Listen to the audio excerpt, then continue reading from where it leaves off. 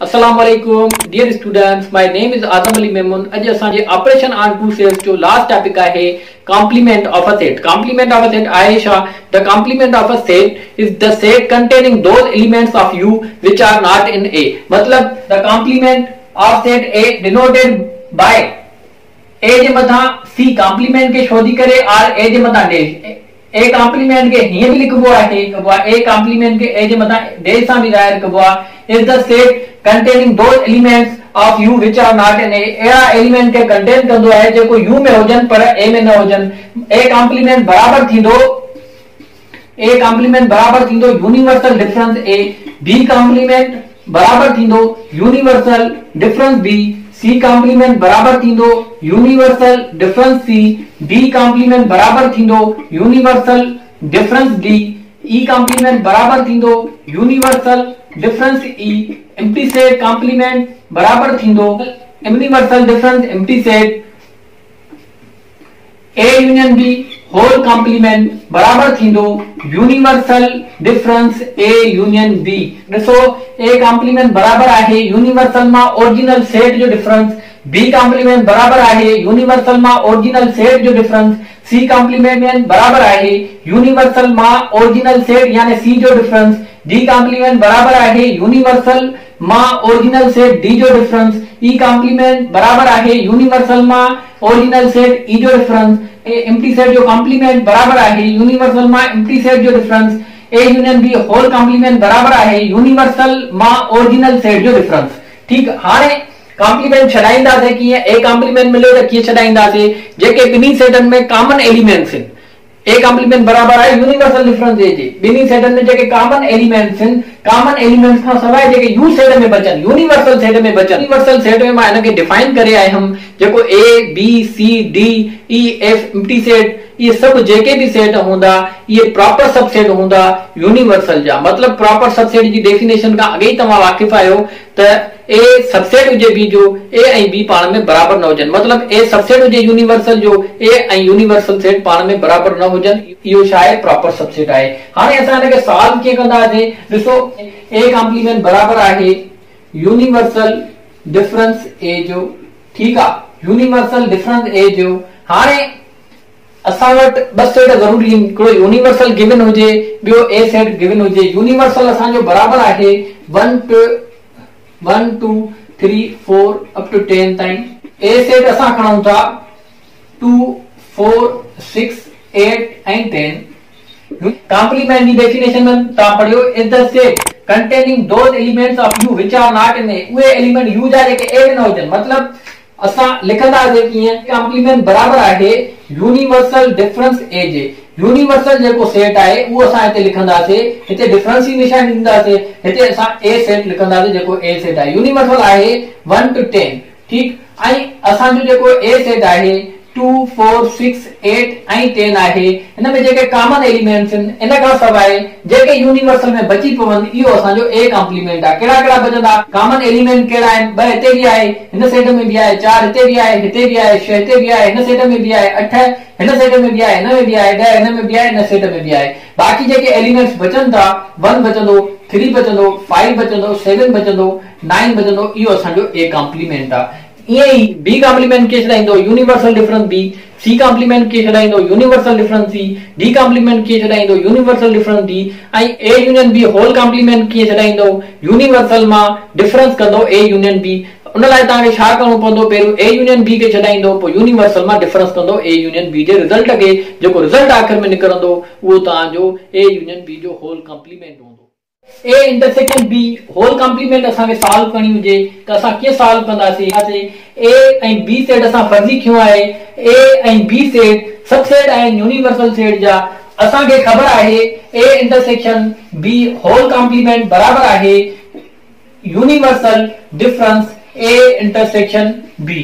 पहिरियों असांखे सॉल्व करणी आहे A intersection B. A intersection B बराबर आहे ये A जो रिजल्ट कहिड़ो आहे 1 2 3 4 इंटरसेक्शन आहे इहो लिखियोसीं. ऐं ही जेको आहे B जो रिजल्ट 3 4 5 ऐं 6. 3 4 5 6 इहो बी जो रिजल्ट इंटरसेक्शन कीअं निकिरंदी, जेके ॿिन्ही सेटनि में जेके कॉमन एलिमेंट्स आहिनि इहा हिनजी इंटरसेक्शन आहे।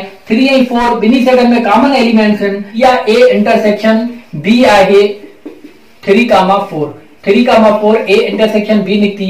हाणे असांखे A intersection B whole complement खे सॉल्व करण लाइ छा करणो आहे, A intersection B whole complement खे सॉल्व करण लाइ universal difference A intersection B करणो आहे। ए इंटरसेक्शन बी जो रिजल्ट ही आहे, बाकी यूनिवर्सल मां डिफरेंस करणो आहे ए इंटरसेक्शन बी। ही यूनिवर्सल सेट, ही डिफरेंस, ही ए इंटरसेक्शन बी जो रिजल्ट, ए इंटरसेक्शन बी जो रिजल्ट 3,4 आहे।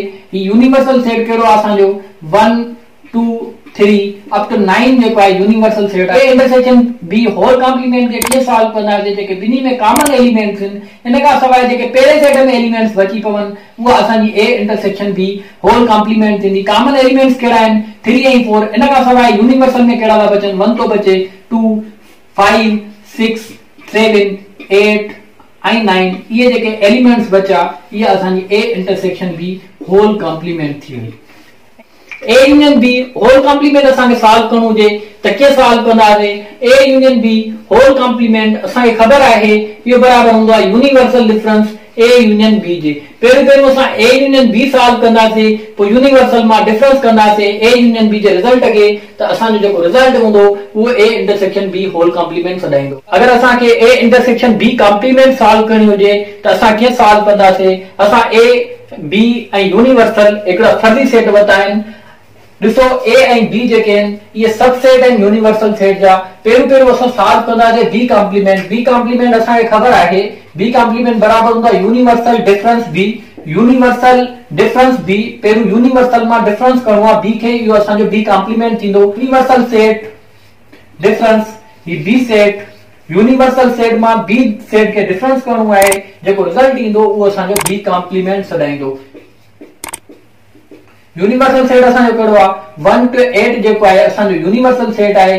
डिफरेंस बी सेट कहिड़ो आहे 3 4 5 6। ॿिन्ही सेटनि में कॉमन खां अलावा जेके यूनिवर्सल में बची पवनि इहो असांजो बी कॉम्प्लीमेंट आहे। बी कॉम्प्लीमेंट कहिड़ा कहिड़ा एलिमेंट बचंदा, 1 बचंदो, 2 बचंदो, 3 ॿिन्ही में आहे, इहो न लिखबो, 4 न लिखबो, 5 न लिखबो, 6 न लिखबो, 7 ऐं 8 इहो जेको आहे बी कॉम्प्लीमेंट आहे। हाणे असांखे बी कॉम्प्लीमेंट सां ए खे इंटरसेक्शन कराइणी आहे। जेको बी कॉम्प्लीमेंट जो रिजल्ट आहे उनखे असांखे ए सां इंटरसेक्शन कराइणी आहे, ए इंटरसेक्शन बी कॉम्प्लीमेंट। तव्हां छा लिखंदो, ही ए सेट, ये इंटरसेक्शन, ही बी कॉम्प्लीमेंट जो रिजल्ट। बी कॉम्प्लीमेंट जो रिजल्ट छा मिलियो 1 2 7 8 ऐं ए सेट छा आहे, ए सेट आहे 1 2 3। तव्हांखे ख़बर आहे त इंटरसेक्शन छा हूंदी आहे, ॿिन्ही सेटनि में जेके कॉमन एलिमेंट्स आहिनि उहे लिखबा आहिनि। इंटरसेक्शन ॿिन्ही में कॉमन एलिमेंट्स कहिड़ा आहिनि 1 ऐं 2 ॿिन्ही सेटनि में कॉमन एलिमेंट्स आहिनि, त इहा जेका आहे असांजी इंटरसेक्शन आहे, जेको रिजल्ट निकिरे थो ए इंटरसेक्शन बी कॉम्प्लीमेंट आहे। नेक्स्ट आहे यूनिवर्सल यूनियन एम्प्टी सेट। इन जो असांखे रिजल्ट छा मिलंदो, यूनियन जेका आहे हमेशा वॾे सेट खे सपोर्ट कंदी आहे, त यूनिवर्सल सेट हिते वॾो सेट आहे ऐं ही खाली आहे, त रिजल्ट जेको असांजो निकिरंदो उहो यूनिवर्सल निकिरंदो।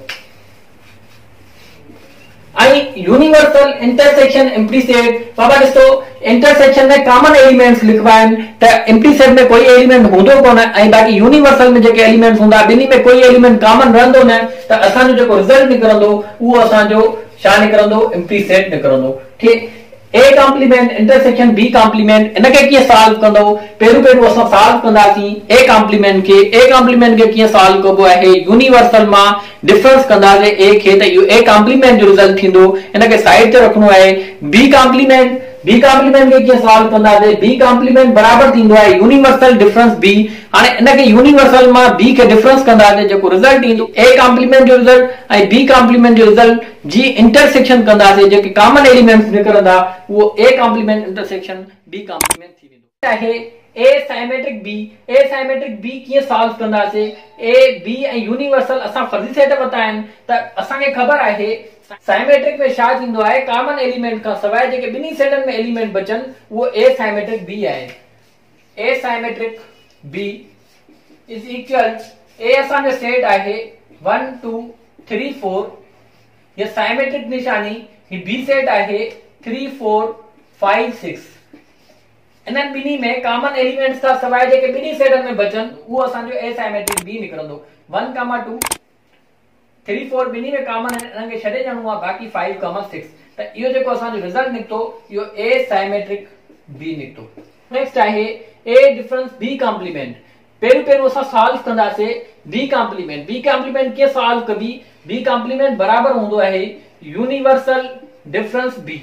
यूनिवर्सल डिफरेंस बी, यूनिवर्सल मां डिफरेंस कंदासीं बी खे त जेको रिजल्ट ईंदो वो बी कॉम्प्लीमेंट हूंदो। यूनिवर्सल सेट ही डिफरेंस ही बी सेट।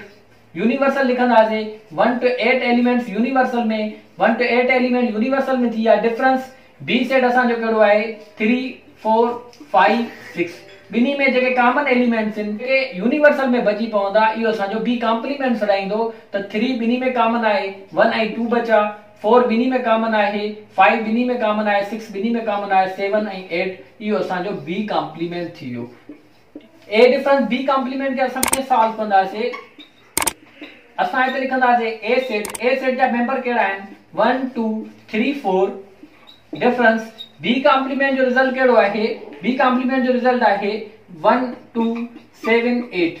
ॿिन्ही सेटनि में कॉमन खां अलावा जेके पहिरें सेट में बची पवन उहो असांजो ए डिफरेंस बी कॉम्प्लीमेंट थींदो। कॉमन खां अलावा पहिरें में सेट में कहिड़ा बचंदा? 3, 4 पहिरें सेट में बचंदो। कॉमन खां अलावा 3, 4 पहिरें सेट में बचंदो। इहो जेको असांजो रिजल्ट निकिरंदो ए डिफरेंस बी कॉम्प्लीमेंट हूंदो। ए कॉम्प्लीमेंट साइमेट्रिक बी इहो तव्हां कीअं छॾाईंदो? पहिरियों तव्हां छॾाईंदो ए कॉम्प्लीमेंट। ए कॉम्प्लीमेंट जी तव्हांखे ख़बर आहे त यूनिवर्सल डिफरेंस बी करे छॾाइबो आहे ऐं जेको रिजल्ट निकिरे उनखे साइमेट्रिक करणो आहे बी सां। साइमेट्रिक करणो आहे बी सां। ॿिन्ही में जेके कॉमन एलिमेंट्स आहिनि इन खां सवाइ जेके ॿिन्ही सेटनि में एलिमेंट बची पवनि उहो असांजो ए कॉम्प्लीमेंट साइमेट्रिक बी थी वेंदो। हिननि एग्जांपल्स जे ज़रिए एक्सरसाइज 1.2 जा 1 खां वठी 15 ताईं क्वेश्चन तक़रीबन पूरा थिया।